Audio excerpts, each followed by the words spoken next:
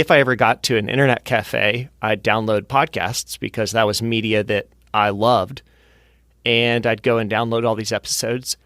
And that was kind of where it started clicking with me, the connection you could still feel with a podcast audience or with a podcast host. The audience could build with them if you were listening. And it really was a deep sense of like connection back to the States as I listened to different shows. And then when an opportunity came up for a podcasting company, that was when I went, oh, this is something that would be really interesting.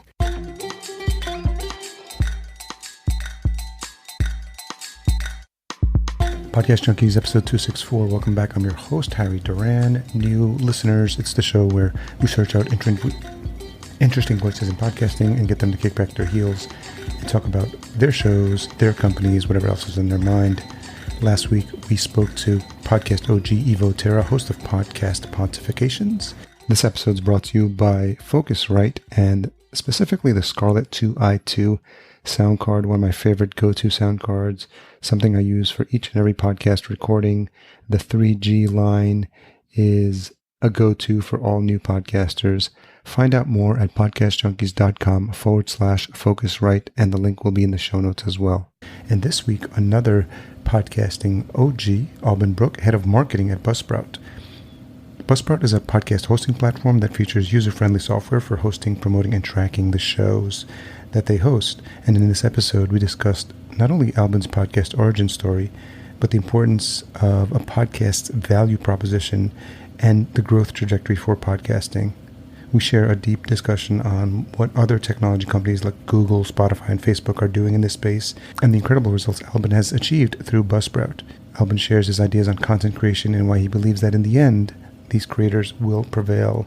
Fun conversation, podcasting, shop talk with someone that I've been running into conferences for many years. I'm so glad we've had a final opportunity.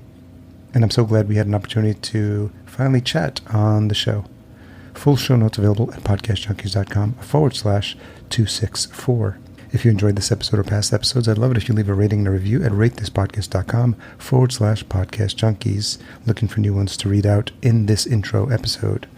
Don't forget, if you're learning a bit about what's happening in the crypto space or the space where creators are being compensated in Bitcoin, then check out and test out some of the new apps at newpodcastapps.com. It's definitely bleeding edge stuff, but interesting to see what's happening there. I'm learning a lot from listening to the Podcasting 2.0 podcast and supporting the work that the team is doing at podcastindex.org. Okay, make sure you stay to the end of the episode where I reveal this week's retention hashtag, but let's jump into this conversation with Alban. Alban Brooke, head of marketing at Buzzsprout. Thank you so much for joining me on Podcast Junkies. Thank you, Harry. I appreciate you having me on the podcast. Yeah, it's one of those folks that run into each other in the same conference space for many years. We did have a chat once. I think might have been Podfest. It might have been the last conference that I was at. Yeah, I feel like when you're in like adjacent circles, we're like we have a lot of mutual friends. And I think at some point I was like, hey, you're Harry Duran, right? Like you do Podcast Junkies? You're like, yeah. And I was like, okay, well, we walk by each other in the hall all the time. We have to chat at some point. Yeah, and I was probably wearing the shirt. So I'm like, what gave it away? And I think what I have saved in money is T-shirts, because I don't have to buy them for the conferences in the short term. So I haven't figured out a way to make that into a Shopify store online. I probably am leaving a lot of money on the table. We need a Podcast Junkies T-shirt company. Yeah. Yes, exactly. So what's it been like for you, as someone who's actively out there spreading the word about Buzzsprout in the podcasting community?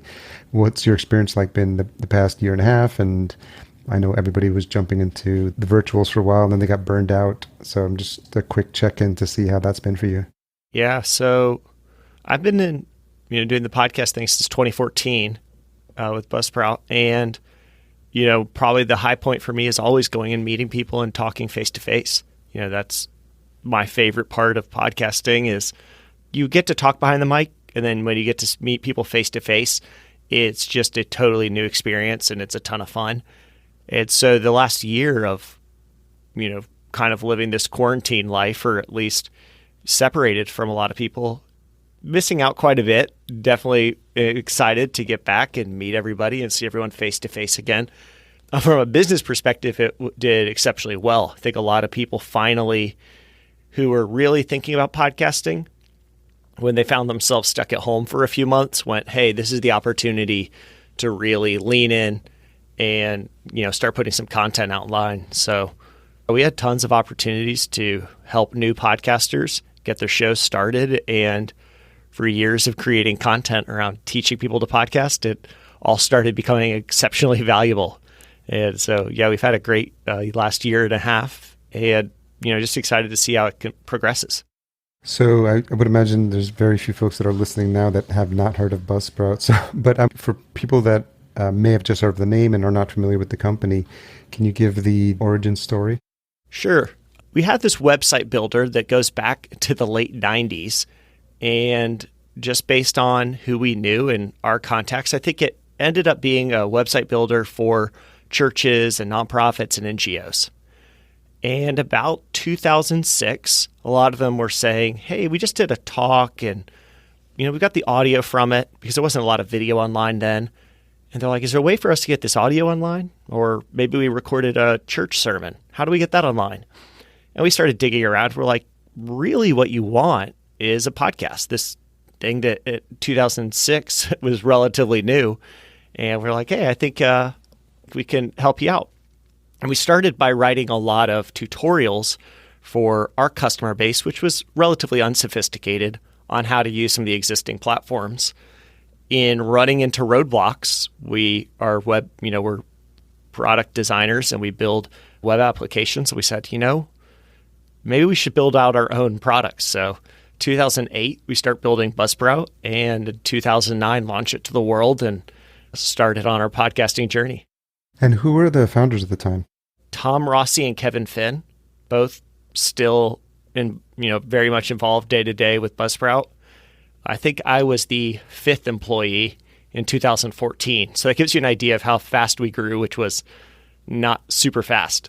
We were very comfortable with we had quite a few different applications we were building at the time and a small team. So we were perfectly happy, kind of doing this slow growth over time. And I think there was kind of this inflection point in 2014 at the first podcast movement. A couple of the guys went and they met exactly one Buzzsprout customer. And they also got a lot more exposure to a lot of our competition, which was more technically focused, where we were much more focused on helping people who are not technical get online. And it helped clarify a lot of things for us. We went, hey, this position that we have in the market is unique. And we are definitely not reaching the breadth of the market as it is if we only have one customer out of the entire conference. So we continued that was when we really decided we needed to bring on a marketing team. And that was when I was trying to find a way out of the practice of law and into tech. So that's how everything kind of fell together. Talk a little bit about that meeting. I mean, was it just a posting that they had and you applied for it? Had you heard about podcasting? Where were you in your podcasting journey at that time? So my podcasting journey is being a consumer long before Buzzsprout. So I don't know, probably 2004, 2006 was probably the first time I started listening to shows. After college, I taught English overseas, and we didn't really have an internet connection. I didn't have electricity most of the time.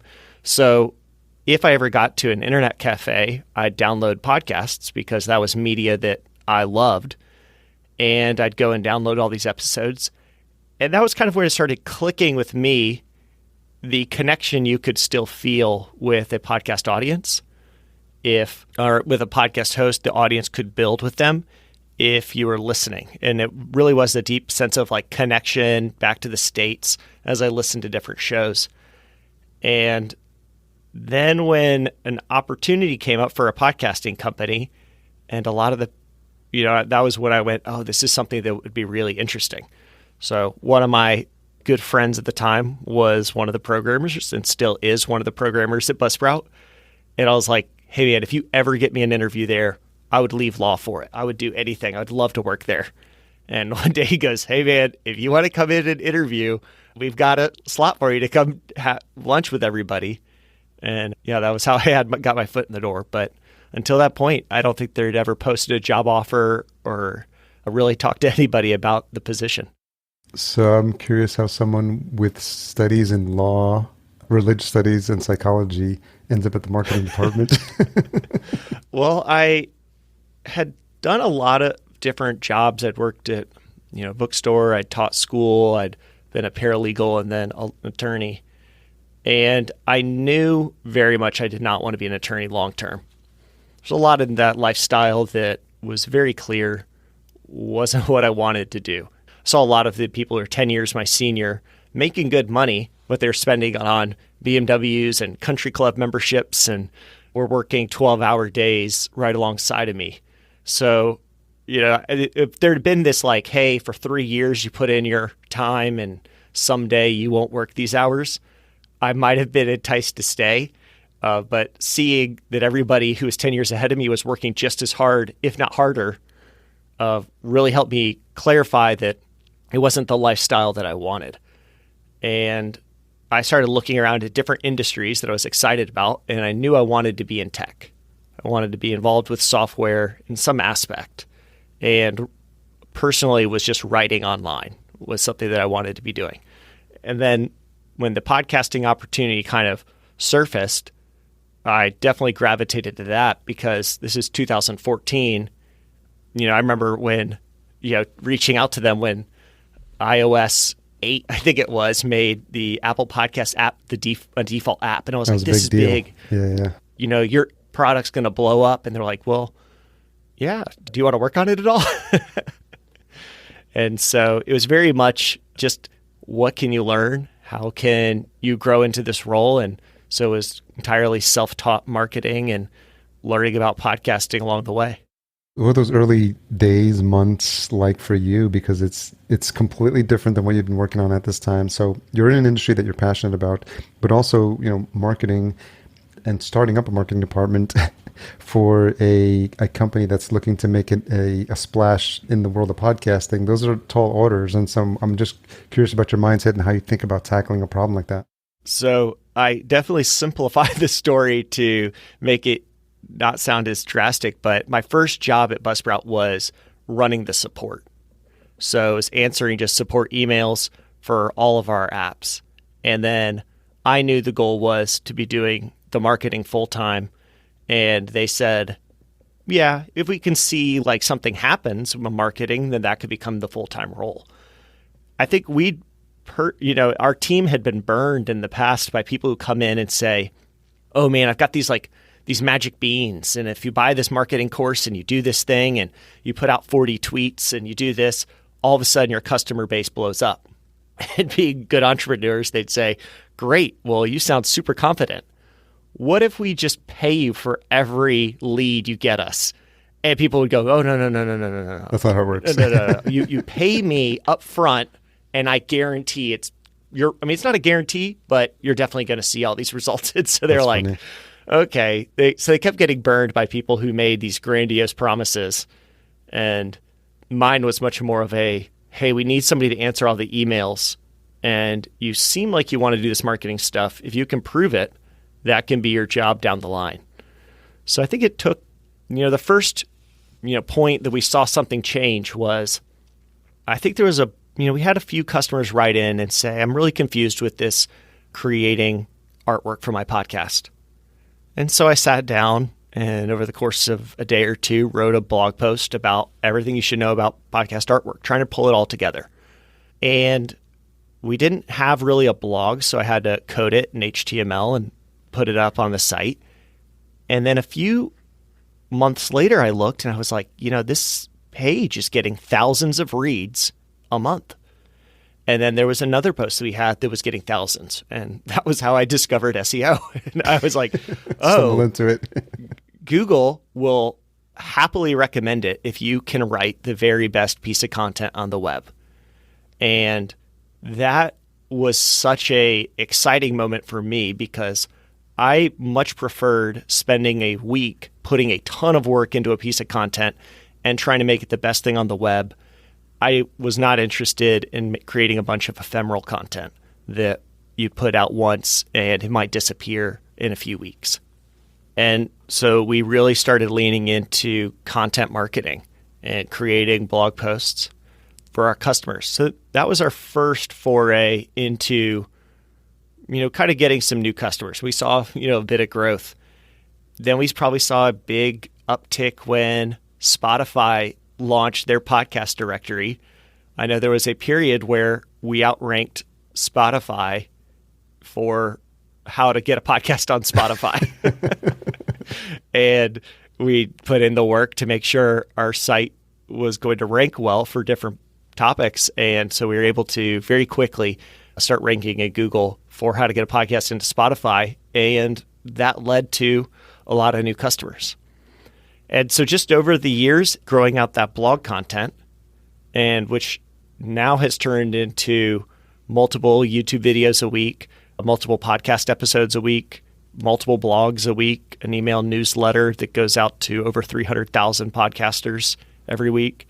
Just lots of different, just creating tons of media and content for the marketing industry to try to help people create their podcast, whether you be on Buzzsprout, Libsyn, Captivate, or somewhere else.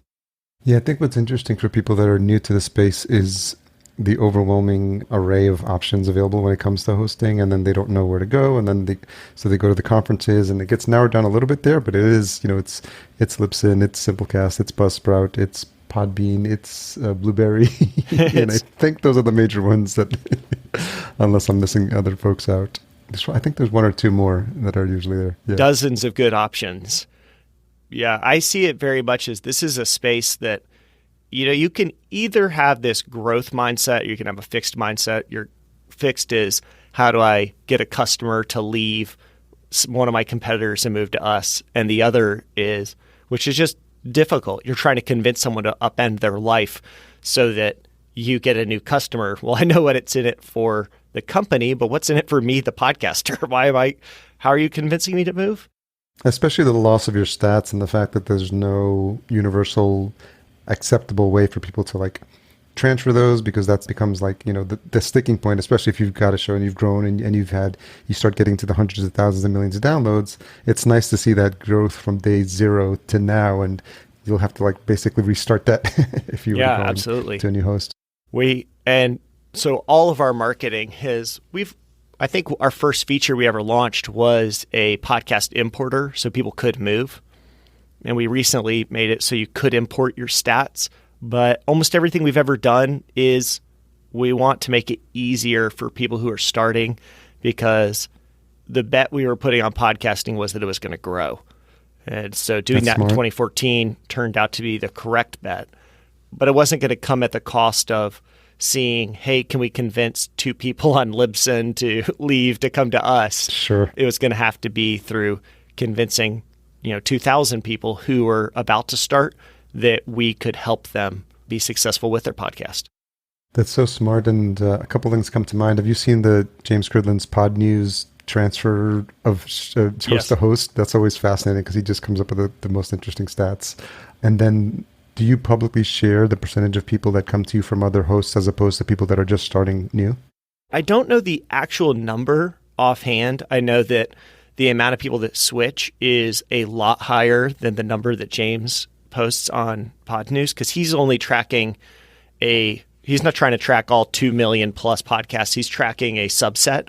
So I know that the numbers we show are quite a bit higher, though obviously we only see the ones that move between Buzzsprout, either to or away.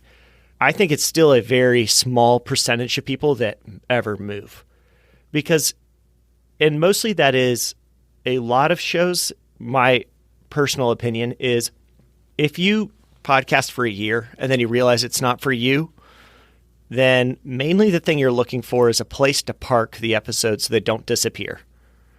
And that's when it becomes really enticing to either move on to Buzzsprout has like a $5 plan that you can just keep your podcast live. But for some people, even $5 is more than they want to spend. They don't know if they're ever coming back. So they transfer over to Anchor and they kind of park the episode there until someday in the future if they decide to podcast again. And so I think that's quite a bit of what's happening. Then you get people who are moving because one or another feature that's launched is, pretty exciting for them. So, we recently launched dynamic content where you could drop a new pre-roll or post-roll audio to every one of your episodes. And so we saw people who that was a feature they'd been waiting for a long time, especially a feature they wanted, but also didn't want to pay premium money for. Sure. And so that was definitely offered by other hosts before us, but we made it available so that you could have it for free, or at least with any plan. So we saw people move over for that. That's a big one because I think, to your point, everyone that I've seen talk about it, I mean, I've had a megaphone, for example, planned for years, but we just use it with just one other client who's got a network. But it's just so cumbersome. I don't know if what's the word, but it's just overwhelming to go in there and just figure all those pieces out. And then I know that Simplecast and Captivate's been teasing it out. But to your point, there are like higher premium offers. So the fact that you're offering it for people who can come in at the lowest tier, I think that is pretty important because it's something that I think people should be thinking about from day one. We do it with our clients. They're primarily business owners. So I tell them from day one, like, treat your business as the sponsor from day one. Do that ad read for your own stuff and then get listeners into the habit of hearing that there's a spot there, because then it puts the bug in their mind. That's like, oh, there's an ad spot there, and maybe there's something that I have, or I'm a business owner and I want to advertise on there. So I'm wondering, it might be early days, but what you're seeing in terms of how people adopting it, using it, or feedback you've gotten. Well, our whole mentality has always been we want to empower creators to be successful on their own. And so we have not done anything around sourcing ads for people to put into their podcasts beyond creating like an integration with a Podcorn or something like that. The way that we've promoted dynamic content has been, I spoke at Hindenburg's conference yesterday, and maybe I'd want to put on my podcast episodes maybe 3 or 4 days beforehand, hey, I'm speaking at this conference. I would love it if you would join me. And then I could, then we'd have a bunch of people who might show up and listen. And what's nice is you put that on every episode.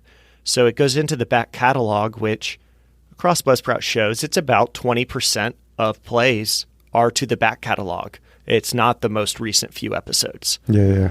And so it's a nice way for you to give timely updates about your podcast. Then anybody who does specific sponsorships with a company themselves, like you were talking about, actually working with a local business owner, or maybe it would be, something that's just your own product. For all of the podcasts we produce internally, Buzzsprout is the host, but it is also the content creator and the sponsor because we want to, you're just creating content for yourself. So that's how I'm seeing people use dynamic content, is to give timely updates. And there will be, still more to come on the dynamic content side. We recently put out the ability that you could associate some text with each piece of audio content so that you could actually drop this text into every description. So we call that dynamic descriptions. And the value there is if I was to say, hey, come listen to me at this conference, well, I want to make sure that there's a link to that conference on every one of the episodes where I said that. And so drop it into my podcast descriptions. But there's definitely more that we can do around, tons of different features to make dynamic content more accessible and more powerful for podcasters. Have you been following some of the work that Brian Barlett is doing with Sounds Profitable? He pretty much pushes the limit on what's possible with Vast and like inserting like feeds from like Pod News and Evoterra. And I think at some point he's mentioned he's got probably 7 or 8 dynamic insertions happening within an episode. Yeah, I love Brian. I recently talked to him and I was like, Brian, I need to start talking to you more because he opens up so many areas that I'm like, oh, I'm just ignorant of this. I don't understand exactly how some of this ad tech works because we've been mostly focused on the creator side rather than the advertiser side. And he totally gets every piece of the advertising stack and how all of that is working. One of the other podcasts is kind of in that vein that I love is James Cridland's Pod Clock. I Have you haven't heard started listening to that. No.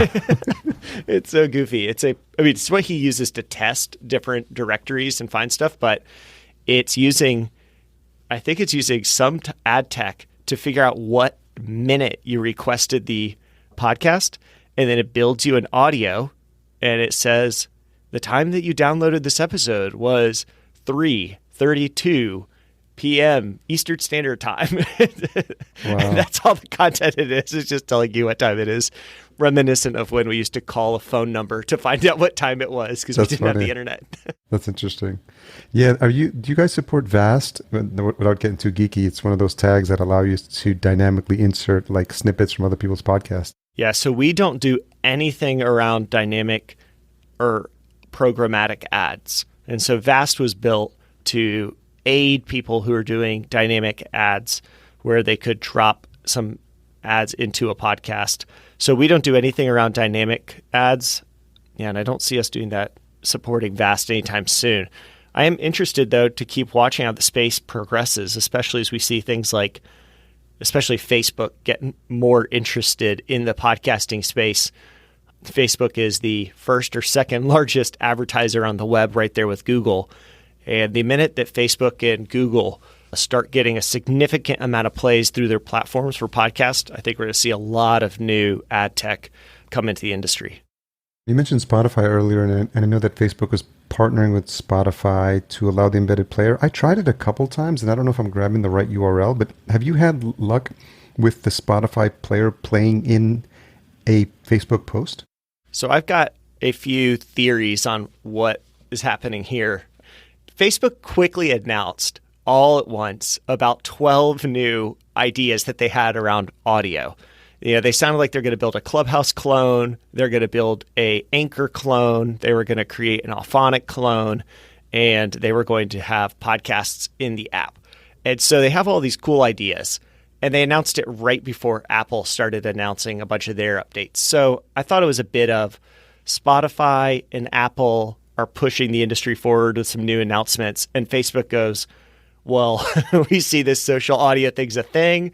Our shareholders better know we are going to be involved as well. And that was when Facebook kind of put all this together. My guess for what is happening with Spotify is they have a music integration with Spotify, where if you share a Spotify link, it gets music. And then I think the CEO of Spotify, or somebody at Spotify said, and this will work for podcasts. And Mark Zuckerberg said almost at the exact same time, it's not going to work for podcasts. And it does work some. And so I think the plan is, if you want to drop a podcast link into Facebook for a bit, it will pull up a nice little player, similar to what they used to allow anybody, including Buzzsprout, to do years ago, where it would pull up a nice player inside the feed and you could play it. The downside is this isn't really how people listen to podcasts, right? A podcast is, I'm about to go for a 40-minute run. I want to listen to a good show. Hey, here's an episode of Podcast Junkies, and I can put it on while I run. And that's how we get these incredible 90% listen rates on our podcasts. The totally opposite end of the spectrum is the Facebook newsfeed, which is, I have no idea what I want to see. I'm just bored for 2 minutes while I wait in line. Hey, Facebook, will you entertain me? And Facebook says, hey, here's a picture of your new niece, and here's a political argument with your uncle you can get involved in. And like, they just have everything there. And so listening to like a long form podcast, it's not the right medium for that little slot of time. And what I think the ultimate goal for Facebook will be actually trying to create a audio experience inside of Facebook, maybe almost making Facebook a podcast app player. And then you'll have a way that you can say, just like now you can go to their video tab, you could pull up the audio tab and say, hey, I'll play me this podcast. Let me play Podcast Junkies. Yeah. And then turn off the screen and listen to it while I do something else. Yeah, it's that ability to sort of like, if you're on mobile, you swipe down the video and it's anchored in the bottom right, and then you can keep scrolling. So that may be an option. And I think discoverability obviously is helpful. And I think it helps creators think about how to create content for the platform, because that's one of the reasons we do audiograms for clients, because we get 90 seconds of like a snippet of audio. We can drop into Twitter. We can drop into Instagram. And so when we think about that from Facebook's perspective, I think in the short term, the audiograms help, but like something that gets them to the content is helpful. But I don't know if you've seen something that works better that's platform specific. Well, there's lots of things you can do to make audiograms work better. Just some best practices. If you're going to share an image of your guest, this is something that Kate Casey, who does the Reality Life with Kate Casey, taught me. She goes, the question to ask is, what is your favorite photo of yourself? And I was like, why are you saying that? She goes, because most people will not share an audiogram, no matter how good it sounds, if it's a photo that they don't like. And everybody's got photos of themselves that float around online that are kind of like the canonical image for you. And you don't like them a whole lot because it was taken 8 years ago and it's not what you look like anymore. And I was like, oh, that's kind of should be self-explanatory, but smart. You need to make sure you get an image of your guest that they really enjoy. Then just making sure the branding is right, that the dimensions of that audiogram are actually formatted for the media that you're sharing it. So you use a different orientation if you're on Twitter or an Instagram in the grid, or if it's like an Instagram story. All these places have different, aspect ratios that you want to follow. And then, like you said, 90 seconds is kind of the upper limit. No one's listening to your entire podcast in the newsfeed. What you need to do is tease, like a trailer is for a movie. Hey, I've got some really good content on this podcast, and you probably want to go listen to it. And make sure people know what the podcast name is, because they probably won't click through the link to their favorite player. They might pull it up and search for it themselves. So make sure that you make it very clear what the podcast name and title is so they can find it. On the graphics itself. Yeah, on the graphic itself. So, we have a way inside of Buzzsprout that you can create these audiograms. We call it the visual soundbite. And we use the colors from your podcast and your podcast artwork as the default template for those, because we want to make it very clear, hey, here's what the podcast will look like when you find it in your player. And if you want to go all the way and customize it, something like Headliner or Wave really allow a ton of customization. But if you're going to go fully customized, remember, we're trying to keep this on brand so that people find our podcast pretty quickly. Just look at how Apple or Coke or Nike are so good at using the same symbols, same colors, same font choices, font treatments. Everything is consistent with their brand. So oh, that's something, even if it's two polar bears in, oh, that's a Coca-Cola bottle and that's a Coca-Cola logo, and I know which company this is. Are you integrated with Headliner? Because I know they've been working with a lot of the hosting companies as well. The way that we integrate with Headliner is they now support the visual soundbite tag, or the soundbite tag. Oh, okay, with that's right. Podcast Index put together. So we've been working closely with Podcast Index to support all of the tags they have. And then if you specify that inside of Buzzsprout, then Headliner will pick those up. So when you head over to Headliner, instantly all those segments are picked out for you. And you can only do one, right? Or can you do multiple? You can only do one now. I think if we saw more people be interested in, creating multiple for episodes, that could be, something that I'm sure the Podcast Index could start, figuring out how to support. You see a lot of these players right now that are trying to do lots of clips of podcasts. Sure. So I could see them making a way for people to specify, hey, this is the 30 seconds where Alban and Harry talked about VAST tags. Here's the 2 minutes where they talked about sound bites. So you could see something like that coming in the future. So you tee this up wonderfully for me, because I've been listening to Podcasting 2.0 since the beginning. I just found them, and I think I understand probably 70 or 80% of the tech of it, but it's just fascinating. And I did set my podcast up on the blockchain or on the value, whatever it is, value. the value for value. So I am able to actually get Satoshis, and I think there's a long road ahead, and not to lose too many people with this conversation, but Satoshi is a percentage of a Bitcoin.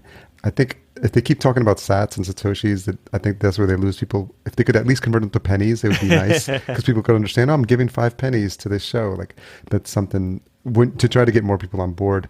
But how did you come across like that group? And I have noticed that every time they mention something, they're like, yeah, Buzzsprout, like you and Captivate and I don't know, RSS.com team, because I've spoken to those guys previously before, but you guys are always like, want to make sure that you're supporting it. And I think that's really valuable, because some of these tags like transcription are adding value and helps podcasters and creators think about, what their feed should be looking like. And to the extent that you're making it easier, I think it's more enticing for people who know about that stuff to want to work with Buzzsprout as their host.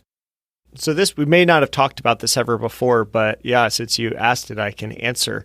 The way we found Podcasting Index was maybe 4 years ago. Kevin starts drawing up this idea. Kevin, one of the co-founders of Buzzsprout, saying, hey, what if there was, I think his words were like the AWS of podcasting, somebody who was building a better way to inform the directories and the apps that there's new episodes. What if there was somebody who was actually platform agnostic that was collecting all of the shows so we weren't all relying on Apple? What if there was somebody who was working between all the hosts and all the apps and all the listeners to create a better experience? And we said that would be great, except that we have a rapidly growing podcasting company that we're focusing on, so we don't have bandwidth to do that. But the one piece we carved out was we want to propose a tag for the industry that would be built around transcriptions.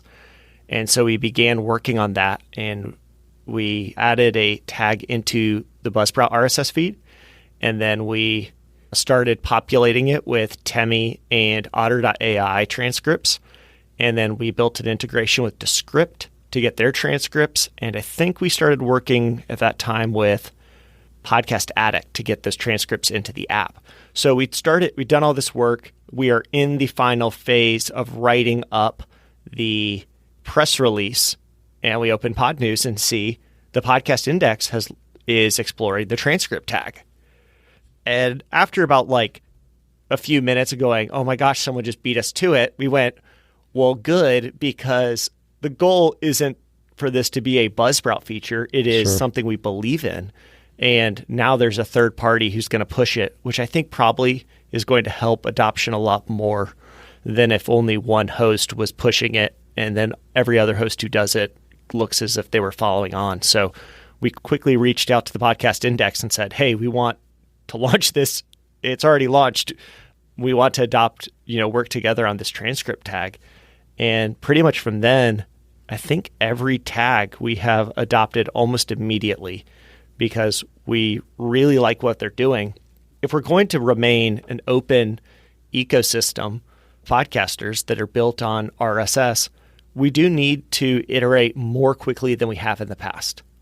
This is something that team over at Spotify will talk about, or other hosts or other places that want to become the platform for podcasting, is that the RSS spec hasn't been developed for podcasting and new things that are happening in the audio space, which is true that it in the past is not iterated very quickly. And so that's what the Podcast Index is trying to do now, is help bring multiple hosts together, multiple apps together, listeners, everybody in the ecosystem to say, does it make sense for us all to specify where the podcast is located? What if we had a location tag? Maybe we should specify where a really good 30-second clip is. We'll make that the soundbite tag. And, we're all working together to try to make this a more valuable place for everybody to be involved. Yeah, it's been very obvious that Buzzsprout has been sort of at the front of that in terms of like get excited about what they're doing. And I think especially with this idea of the payments, I think I had to just try to figure it out for myself, and it proved that it's still early days, and it's still to try to convince someone else to do that. But I do see a place for maybe, and I always think about it from an agency perspective, like maybe we could set this up for shows and we could help creators get started. And what's interesting when they talk about value is the fact that you can assign a percentage of how you get paid and decide that 1% of every payment that I get, I'm going to give to my producer, or I'm going to give to my host, or I'm going to give to the Podcast Index folks for like supporting the cause. And so I think it's exciting to see that that's happening, but I think it's really bleeding edge right now. So which is, and I don't know how much of that you've been experimenting with. I think that this is something that's pretty apparent, is that Adam Curry's kind of on the bleeding edge, and maybe some of the Podcast Index stuff is 15 years, not too early, but 15 years before maybe the rest of us get on board with it. And while crypto is having its moment in the sun right now, it's really, a lot of people are using it as a speculative asset rather than actually this real currency. Even though there's a lot of people working on it, it's mostly right now people are thinking this could be the future. Let's start investing and looking at it now. Right now, does it make sense for a lot of people to be exchanging crypto from a podcast app to a podcast? No, that's not going to be the dominant way of monetizing a podcast anytime soon. But it is trying to solve a problem that has been plaguing media for almost all time, which is we all want media, and it is infinitely reproducible, at least in digital format, that it's not degraded, so we can continue, more people can listen or watch or read each type of media. But then now, how do we compensate the creators in a fair way? And the answer for a long time has been advertisements. And I think over the past really 6 years have been kind of a wake-up call for a lot of people in media and a lot of just maybe the general population, that monetizing everything with ads is not often the healthiest thing to do. It incentivizes a little bit more shocking headlines and clickbait, and we need to write more about things that people will read. Obviously, we just had the presidency of Donald Trump, which a lot of it is like everybody is getting pumped up one way or another by these blog posts. So every blog post has to be sensationalized to get as many clicks. And that's not as healthy as maybe a big newspaper doing a month-long investigative journalism write-up that actually was probably exposing something really important, and yet those are not getting as many clicks as the little more sensationalized things. And so if you incentivize people to get as many clicks to get their advertisement dollars, that's not the healthiest way to go. So I see things like this value for value transfer. I see people doing more paying for content, Apple Podcast subscriptions being a pretty obvious example there, or just supporting shows by paying for them on Patreon.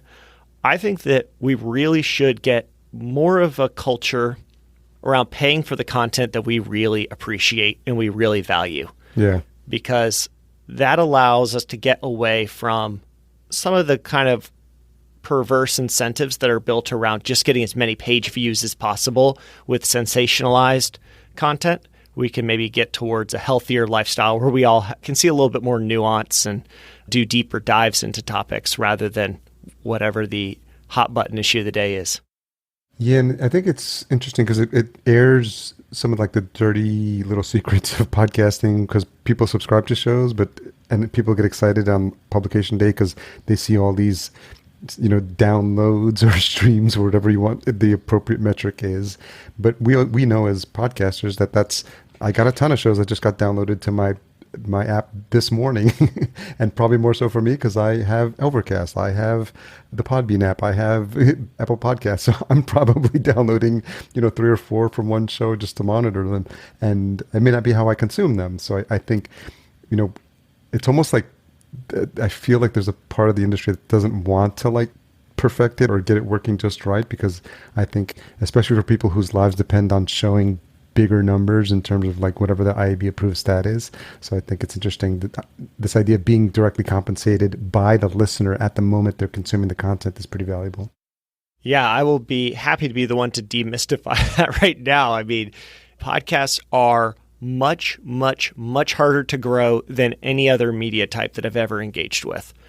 We produce content for YouTube, for social media, for our blogs, and for podcasts. And the podcasts are by far the most difficult to grow in numbers. anybody who's telling you that you will be able to monetize day one and become Joe Rogan is, they probably are selling you a podcast course. They probably are your podcast consultant or something. Yeah, exactly. But what the flip side of that is, we do not have casual fans. Podcasts don't have fans like I'm subscribed to, only YouTube knows how many YouTube channels I'm subscribed to. It's a ton. Whenever I see a good video, I'm like, yeah, I'll subscribe to that. Maybe I'll watch another one. Maybe I won't. But when I subscribe to a podcast, many of the podcasts I'm subscribed to now, I've been listening to for years and years. Some of them are hour-plus episodes. And so maybe I've listened to this host interview people for, hundreds of hours at this point. We create much deeper relationships, and our listen rates are much, much more intense. So we can see it internally. If we get 4 minutes of read time on a blog post, I'm happy. If I get 2.5, 3 minutes of view time on a video, that's probably pretty good. If we get anything less than 90% listen rate on a podcast, we think, how that podcast should have been improved. What was wrong with that? Yeah. Because we're used to getting 40 minutes of a 45-minute podcast listened to. And that's the difference. So that's the disconnect. So if we think podcasting will only advance if we get these massive numbers, that's kind of a fool's errand, maybe, at least right now. It's very, very hard to grow the number of people listening to your podcast initially. What's really good, though, is we get incredible depth of relationship, incredible intimacy with our audience. And if you're in an industry where connecting with the right 150 people is more valuable than 2 million random people on TikTok, then go for podcasting. If you're only selling toothbrushes on Amazon and you need to get in front of millions, then something like TikTok and Amazon ads, those are going to be great because they're going to get you in front of millions and millions of people who might throw $10 your way. Podcasting is much more of a long-term investment in your audience. Is that color how you show up on social? Because I think what I've been noticing, and because we're active on Twitter, and I think that's the platform that I gravitate towards to sort of have be like my voice. And I noticed that you're active on there. Is that like a conscious decision you've made? And I know our mutual friend Ariel is constantly on there as well. So I feel like maybe I'm on it more now, or is that something that you've made a conscious decision to be more present in? So for a long time, I had a conscious decision not to be on social. And for Buzzsprout was not really on social, almost in any way, because we were always prioritizing evergreen content that would be around for years and be valuable for years over ephemeral content that may get a lot of likes and retweets right now, but it wouldn't continue long term. Since we've gotten our newsletter has been consistent for 3 years every week. Our blog posts, we have a new blog post every week for years, multiple videos a week. As we've gotten all that going, now we're starting to say, okay, is there a space for social to be a part of this? And naturally, I've gravitated much more to, hey, here are my thoughts, and here's like a 20 tweet idea rather than maybe like doing a long Twitter thread versus, hey, here's my thoughts on random topic right off the top of my head. So I know I've leaned quite a bit more into things that I will actually save the URL of that thread and maybe reference it in the future some point. Have you seen that translate into just more engagement or just building more relationships online? The value of it for me is like this podcast is, if you're only engaging with people in one media type, they only get kind of one sense of your personality. And so if they see you in highly polished video, they expect you to be like that in person, and then they're surprised to find out that you're actually a lot goofier than that. Or they only see you on LinkedIn, and they didn't even know you had a personality because you always looked very formal. And social media is my way to engage with more people in the industry, build more friendships, connections, and more partnerships for Buzzsprout. It's much less trying to reach individual podcasters, but more keeping a pulse on the industry as a whole. Yeah, it's interesting, especially with what's happening with Clubhouse. And I think we actually engaged on a Clubhouse, I think, and we were having a great conversation there. And I think we're just like, why haven't we talked? So I think it's made up for some of the hallway conversations that we've been missing or craving for podcasting as well from the conferences. Yeah, that's one of the thoughts I've been having about Clubhouse lately is it will go down as something that was very important during quarantine. And I think it'll also be important in helping launch a new type of medium, which is going to be this social audio medium. If I owned a significant amount of Clubhouse shares internally, like the founders, I think I'd be quite a bit nervous that the long-term monetization of Clubhouse might be lacking. I think now when I go on, it's less of that feel of being in the hallways of a conference, and it's got more of this people trying to sell me something. Yeah, absolutely. Rooms. Like you said, the one of the big benefits of going to a conference in real life are those hallway conversations, because you've basically selected for a lot of people who are willing to put down a few $1,000s to go to a conference between taking off work, that's true, flights, hotel, and conference price. It's not cheap to go to a big conference. And then you go and you actually are able to meet a lot of people who are pretty serious about their podcast. They really want to learn, they really want to improve, and they want to engage with people. That's so valuable, even if you don't get something out of any of the talks, because now you've made connections with people who are doing something similar to you. It would be interesting to see if somebody could translate that to the online, into an online space. I'm sure that'll be hard. It'll be all eyes are going to be watching what happens as things open up and people get back to the real world. Yeah, absolutely. A couple of questions as we wrap up. What's something you've changed your mind about recently? I mean, Clubhouse is definitely one of them. That qualifies. Yeah. I think that there's been, I don't know, Harry, man, there's a lot of things I'm trying to think about. Do you want something podcast specific? Well, we could go with the Clubhouse one. I just preempted the question, the answer with the question. So if you want to have Clubhouse be your answer there, that would work. I mean, one thing that I have changed my mind about is how I feel about a lot of big companies joining the podcasting space. That's a good one. Yeah. There's a proverb that says, when the elephants fight, the grass loses. And I often think the minute and when it finally happens, when Facebook and Google and Apple Podcasts and Spotify all get much more serious about podcasting and they start battling, will the content creators be the grass that gets trampled in the process?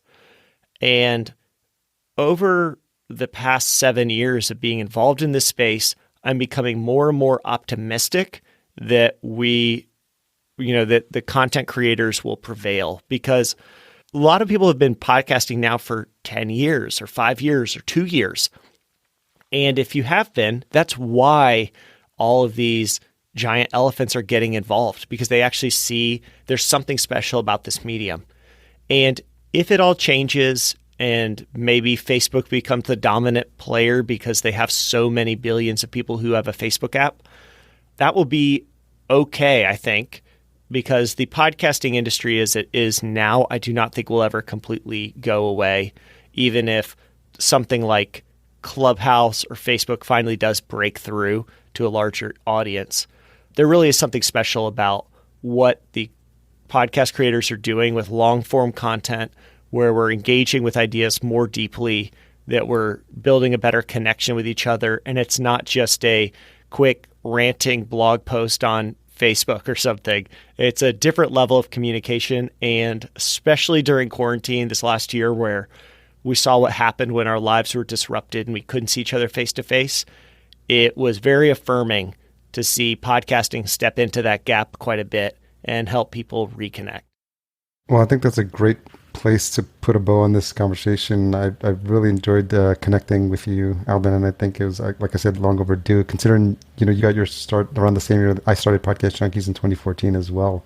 So it's just been so fun to see how we're all, the different journeys we're taking in the world of podcasting, and then how we're all our paths are crossing. So I think it's going to be fun times to watch. And like you said, to your point, it's really an exciting time to be in this space. Yeah, so absolutely. I want to thank you. Thanks for sharing a little bit of your story here. Thank you, Harry. I appreciate being on the podcast. And if anybody ever wants to connect with me or ask questions about podcasting, meet me over on Twitter and let me know what I can do to help. I love this industry and hope to be in it for many, many years to come. Likewise. And we'll make sure we'll have links to all the Buzzsprout. Make sure you, if you haven't already, just let me know what the link to the podcast and the blogs and then all your personal stuff. And we'll make sure all that is in the show notes as well. Sounds great. Thanks, Alban. Thanks, Harry. Thanks, Alban, for coming on the show. Always appreciated. Full show notes at podcastjunkies.com/264. Intro and outro music composed by Cedar and Soil. cedarsoil.com for his fantastic catalog of music. Sponsor shoutouts to Focusrite. Check out their Focusrite Scarlett 2i2 Pro and their awesome line of gear, specifically that model at podcastjunkies.com/Focusrite. If you're interested in learning how a podcast can help you amplify your authority and expand your reach, then sign up for a free podcast brainstorm at fullcast.co/chat15. Tune in next week for my conversation with Scott Miller, host of Franklin Covey's On Leadership and the author of his latest book, From Marketing Mess to Brand Success. This is Scott's second time on the podcast, and it doesn't disappoint. His energy level is at an all-time high for this one. If you've made it this far, you're no doubt looking for this week's